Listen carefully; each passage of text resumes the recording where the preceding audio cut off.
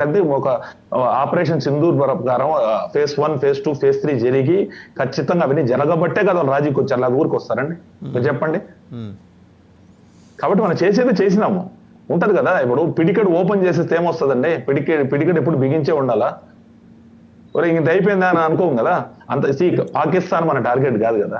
మనం ఈరోజు ప్రపంచ దేశాలతో పోటీ పడుతున్నాం, 4వ ఎకానమీకి వచ్చాం మొన్న. సో మనం we are in the top league of nations. Pakistan కి వాళ్ళకి అదే పని. పాకిస్తాన్ అయితే మన ఈ ప్రోడక్ట్ వాళ్ళు ఏదో వచ్చి మన దాంట్లో ఏలు పెట్టారు కానీ అనవసరంగా. కాకపోతే పాకిస్తాన్ కి మనకి ఎక్కడ ఉండేది పోలిక, 80 కోట్ల మందికి రెగ్యులర్ గా రేషన్ ఇస్తున్నాం మన దేశం. వాళ్ళకు ఉంది ఆ పరీక్ష. మీరు అన్నట్టు 1 బిలియన్ వాళ్ళ దగ్గర డబ్బులే లేవు. మనం 80 కోట్ల మందికి రెగ్యులర్ గా 5 ఏళ్ల నుంచి ఇస్తున్నాం, ఇంకొక 5 ఏళ్ళు ఇస్తున్నాం, ఇంకొక 3-4 ఏళ్ళు ఇస్తాం. ఆల్మోస్ట్ 10 ఏళ్ళు ఇచ్చినట్టు ఇంచుమించు. We are giving ration for 80 crores people. And ఇవన్నీ జరుగుతున్నాయి. ఆర్థిక వ్యవస్థ 4వ ప్లేస్ లోకి వచ్చాం మొన్ననే, జపాన్ ని కూడా క్రాస్ చేసుకొని. సో మనం ఆ గోల్ మనం చాలా పెద్దగా ఉన్నాయి కదండి. మన ఈయన ప్రభాకర్ గారు కూడా చెప్పినట్టు వికసిత్ భారత్ 2047కి వికసిత్ భారత్, చాలా లక్ష్యాలు, పెద్ద పెద్ద లక్ష్యాలు పెట్టుకొని ఆర్థిక పరంగా అన్ని చేస్తాం. అసలు వాళ్ళకు ముందు కడుపు మండింది ఎక్కడ వచ్చింది, కాశ్మీర్ బాగుండగా 23 మిలియన్ల మంది లాస్ట్ 1 year లో ట్రావెల్ చేశారు. అంటే 2.3 crore people have travel to valley. అది వాళ్ళకు కంటగింపుగా అయింది.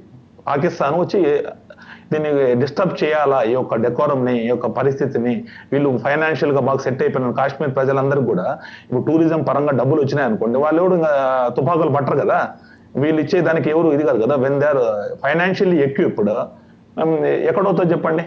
ఉదాహరణ సాఫ్ట్వేర్ ఇంజనీర్లు ఉంటారు మన వాళ్ళు, ఎవరైనా తుపాకు పట్టమంటే పడతారా? కాదు కదా. 10 లక్షలు, 5 లక్షలు, 10 లక్షలు జీతాలు వచ్చిన వాడికి ఏమీ ఆలోచన లేదు కదా. సో కాశ్మీర్ బాగా మంచిగా తయారైందంటే అది వాళ్ళకు ఇబ్బందికరము. అక్కడ ప్రజలు వాళ్ళకు అందుబాటులోకి రారు. వాళ్ళకి ఎవరైతే స్లీపర్ సెల్స్ ఉంటారో వాళ్ళెవరు కూడా వాళ్ళకు కోఆపరేట్ చేయరు. పుష్కలంగా ఇప్పుడు ఇంకా కూడా అసలు 23 మిలియన్ తక్కువ, ఇంకా రాను ఇంకా ఎక్కువ మంది వ్యాలీకి పోయే పరిస్థితి ఉంది. దాన్ని కొద్దిగా డిస్టర్బ్ చేసినారు వాళ్ళైతే. ఖచ్చితంగా మనం ఆర్థిక పరంగా మనం చూస్తే మాత్రం ఇది కొద్దిగా మంచి డిస్టర్బింగ్ ఫ్యాక్టర్ అయింది. ఇంకా ప్రజలు మళ్ళా ఆలోచించుకొని కొద్దిగా ధైర్యం తీసుకొని మళ్ళా మన టూరిజం మళ్ళా దీనిలో ఒక గాడిలో పడాలంటే కూడా టైం పడుతుంది. ఇవన్నీ కూడా కొద్దిగా మనల్ని కూడా డిస్టర్బ్ చేసినారని మాత్రం అంటాను. సో ఇవన్నీ ఒక విశాల దృక్పథంతో ప్రజల యొక్క దీన్ని, ఇప్పుడు మనం అక్కడ ఉంటాం, అక్కడ ఉండే కాశ్మీర్ ప్రజల యొక్క పరిస్థితులు కావచ్చు, జైసల్మేర్, రాజస్థాన్ కావచ్చు, లేకపోతే పంజాబ్, పఠాన్కోట్ ఇట్లాంటి ప్లేసుల్లో అక్కడ ఉండే ప్రజలను అన్ని దృష్టిలో పెట్టుకొని కూడా ఆలోచించాలి కదా ఉద్దేశం అంటే. రైట్. అంటే Kishore garu, both director generals military administration DGMS ఇద్దరు మాట్లాడిన తర్వాత బోత్ సైడ్స్, మన ఫారిన్ సెక్రటరీ మాట్లాడారు, అక్కడ విదేశాంగ మంత్రి ఆయన ఇషాక్ దర్ ఆయన మాట్లాడారు. వీళ్ళు మాట్లాడిన తర్వాత పాక్ ప్రధానమంత్రి షహబాజ్ షరీఫ్ ఆయనకు అనుమతి ఇచ్చింది అక్కడ సైన్యం, మీరు భారతదేశ ప్రధానమంత్రితో మాట్లాడాల్సింది. ఎందుకంటే వాళ్ళు ఏం చెబితే అది చేయాలి, సొంతంగా ఏం నిర్ణయాలు తీసుకోవడానికి అక్కడ ఏం లేదు కదా. ఇప్పుడు మీరు భారతదేశ ప్రధానమంత్రి నరేంద్ర మోదీతో ఫోన్లో మాట్లాడుతున్నారంటే ఓహో మాట్లాడాలనుకుని ఆ ఫోన్ తీసుకొని ఆయన మాట్లాడారు. ఏం మాట్లాడి ఉంటారండి? ఉంటాయండి.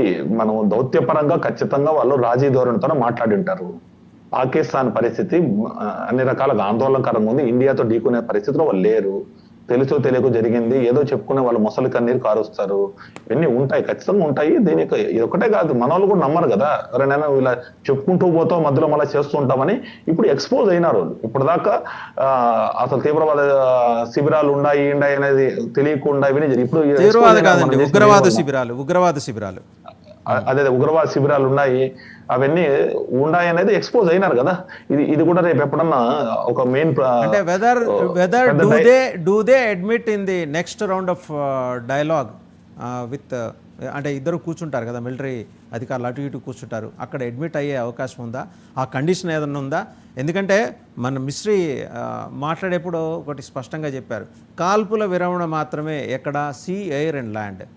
యుద్ధం గురించి మాట్లాడుతూ ఉగ్రవాద కార్యకలాపాలు కొనసాగితే ఖచ్చితంగా బీఫిటింగ్ రిప్లై ఉంటుంది, అందులో ఎక్కడ కాంప్రమైజ్ అయ్యే పరిస్థితి లేదనేది క్లియర్గా చెప్పారు. అంటే ఇక యుద్ధమే.